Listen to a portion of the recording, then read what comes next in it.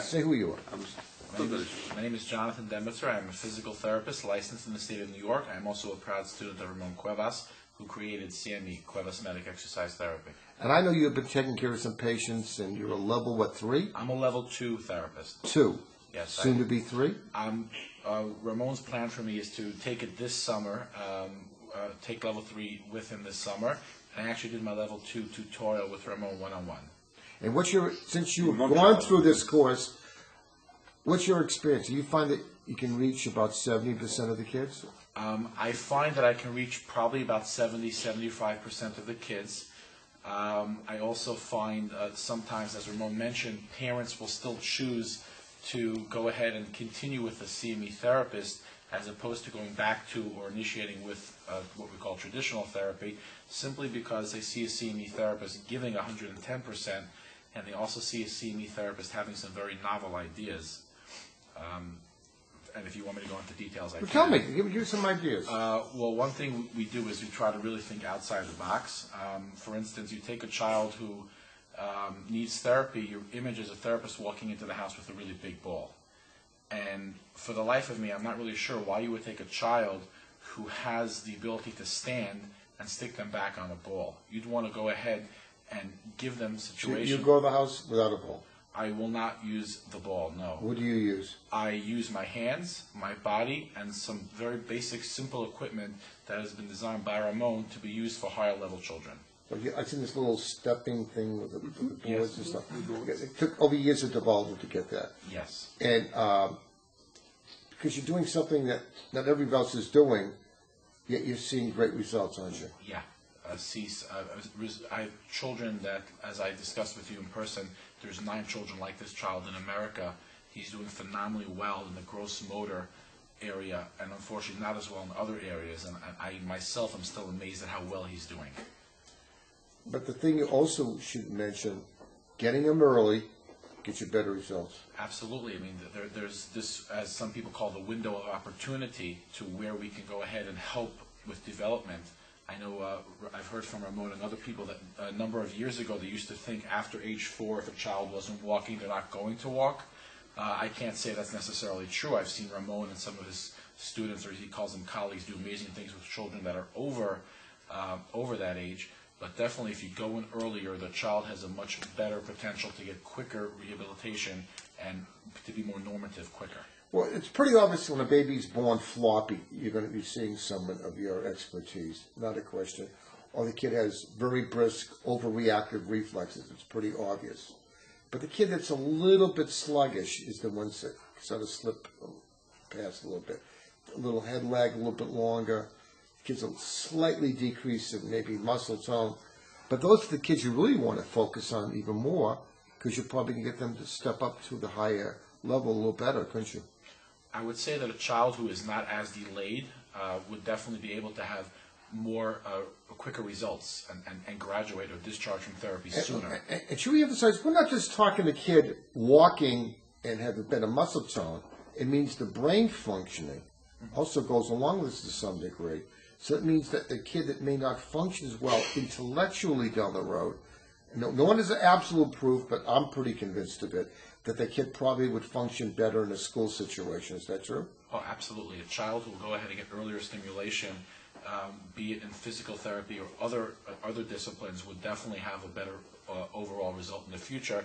Again, this is something that I can't find a specific scientific study to prove it, but it's things I hear from parents and teachers again and again. There's always that klutzy, poorly athletically inclined, some good student.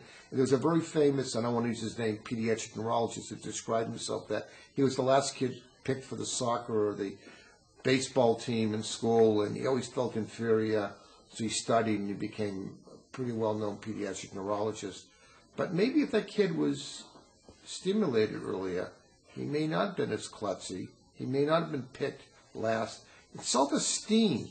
There's a lot to play. If you are very bad at a sport that other kids play, you have a poor self-esteem. That alone is a good reason that a kid should try to get a little bit more athletically inclined. I would agree, absolutely. Again, our focus is to try to help children that have developmental delay, and the more severe the child, the more I feel I want to help that child before another, almost like a triage. There's obviously only so many therapists that can do CME and attempt to reproduce what they've learned from Ramon, and obviously as Ramon teaches, it's becoming more and more widespread. Would I advise a parent whose child is slightly klutzy to maybe go ahead and consult with a physical therapist or try to sign that child up for some pediatric-oriented fitness programs, specifically under a fitness trainer or even under a medical doctor or pediatrician? Absolutely. I think it's a wonderful idea. And the other thing is, if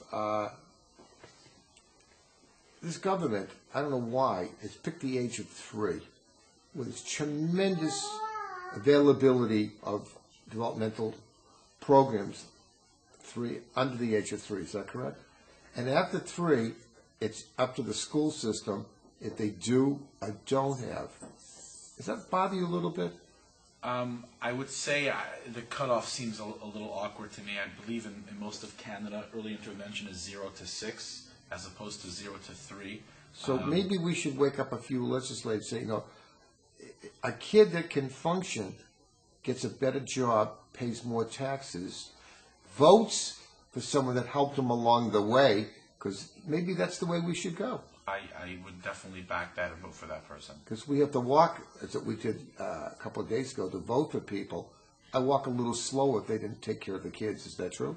Absolutely. So it's an overall picture, because it seems that the families that have the least amount of money usually have the most problems in this world, and it's not fair. And I hope that could change a little bit. We can influence a few people where we brought it up, because there's really some positive things here. And the point which he brought out, which I am not as knowledgeable, I wasn't aware with his zest that we could take a kid even late and do some good things for it.